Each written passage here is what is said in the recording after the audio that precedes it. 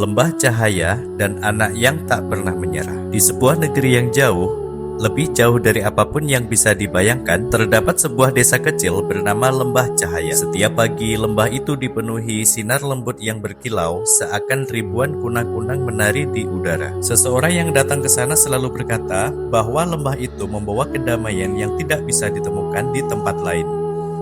Di desa itu, tinggallah seorang anak yang bernama Nara. Usianya sekitar 12 tahun, tapi hatinya lebih kuat dari banyak orang dewasa.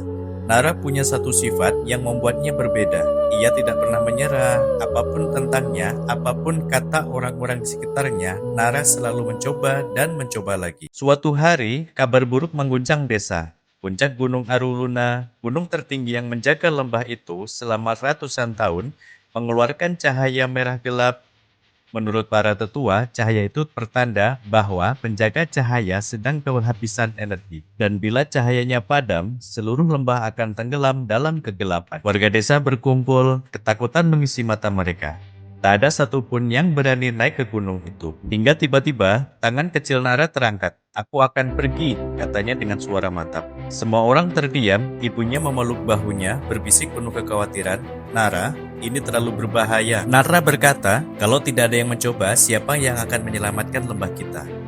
Dengan tekad yang bulat, ia membawa tas kecil berisi roti, selimut, dan sebuah batu biru bercahaya, pemberian dari neneknya. Ini namanya batu penuntun.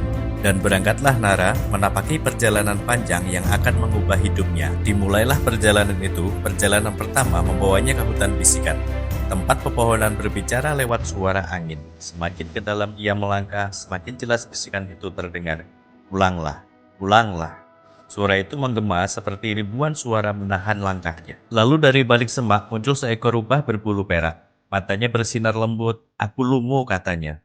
"Hutan ini membaca rasa takutmu. Semakin takut engkau, semakin kuat bisikannya." Nara menarik napas panjang. Ia mengingat alasan ia datang. "Aku melakukan ini semua untuk orang yang aku cintai."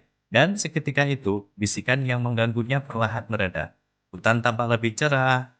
Lumut tersenyum kecil. "Kau pantas meneruskan perjalanan. Aku akan menemanimu." Setelah melewati hutan, mereka tiba di Sungai Bayangan. Sungai jernih yang memantulkan sisi terdalam seseorang. Untuk menyeberang, Nara harus melangkah di atas batu pijakan. Namun, setiap kali ia menapak, air sungai berkilau dan muncul bayangan dirinya. Dengan wajah ragu, ketakutan, dan ingin menyerah. Lumo berkata lembut, "Kau tidak bisa menyeberang sebelum menerima bayangan." Nara menatap pantulan itu. "Aku memang takut," katanya pelan. "Dan kadang aku ingin menyerah. Tapi aku tetap berjalan."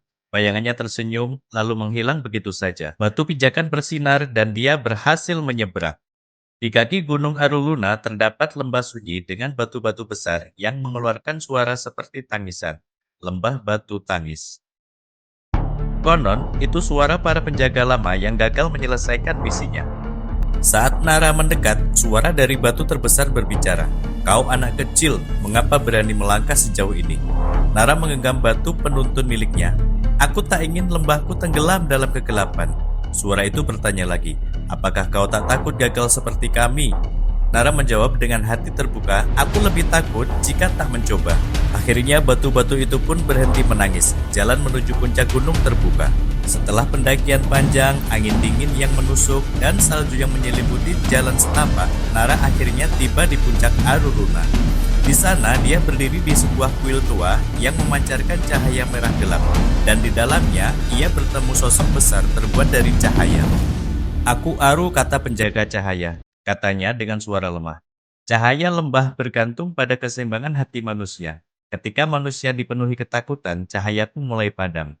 Ia menatap Nara. "Kau membawa batu penuntun, namun untuk menyalakan cahaya kembali, kau harus menyerahkan hatimu." Nara terpaku. Aru menjelaskan, "Bukan nyawamu, tapi niat terdalam hatimu. Keberanian, kejujuran, keteguhanmu." Nara menatap batu biru itu, mengingat ibunya, neneknya, teman-temannya. Ia ingin mereka tetap hidup dalam cahaya. "Aku siap," katanya mantap. Batu penuntun bersinar sangat terang. Cahayanya menyelimuti seluruh ruangan. Aru mulai menyerap cahaya itu, menggabungkannya dengan dirinya. Cahaya merah perlahan berubah emas. Gunung bergetar, langit membuka diri. Dan cahaya turun. menyinari seluruh lembah dengan sinar yang lebih indah dari apapun yang pernah ada. Ketika Nara turun dari gunung, orang-orang desa menyambutnya dengan sorak hangat. Ibunya memeluknya erat.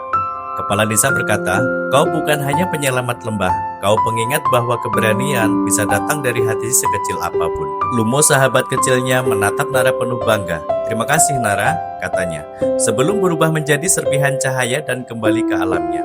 Sejak hari itu, cahaya lembah cahaya bersinar lebih terang dari sebelumnya. Dan setiap pagi, sinar emas lembut turun ke desa seolah mengingatkan semua orang bahwa satu hati kecil yang tidak pernah menyerah bisa menyelamatkan seluruh dunia.